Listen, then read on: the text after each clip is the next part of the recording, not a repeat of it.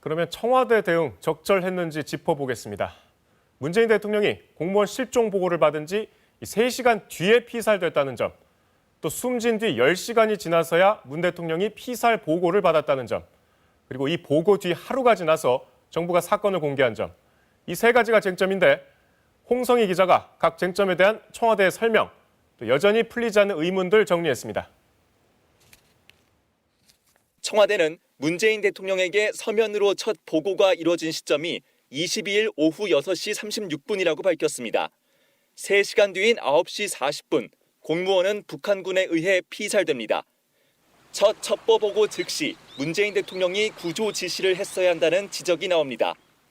그 공무원이 살아있을 때인데 8시 36분에는 그때는 아무런 지시를 안 했습니까? 제가 직접 지시받은 바는 없는데.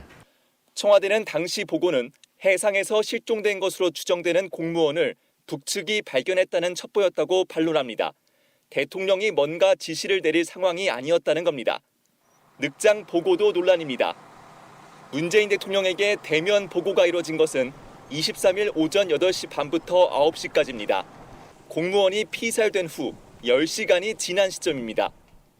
청와대는 전날 오후 10시 반 피살됐다는 첩보가 들어왔고 다음 날 새벽 1시 관계장관 회의를 소집했다고 발표했습니다.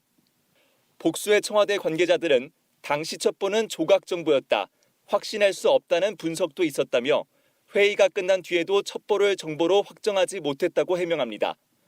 밤새 신빙성을 분석하고 아침에 대통령에 보고했다는 겁니다. 국민이 피살됐다는 첩보였다는 점에서 중간에라도 보고가 되고 조치가 이루어졌어야 했다는 지적이 있습니다. 정부가 사건을 공개한 시점도 논란입니다.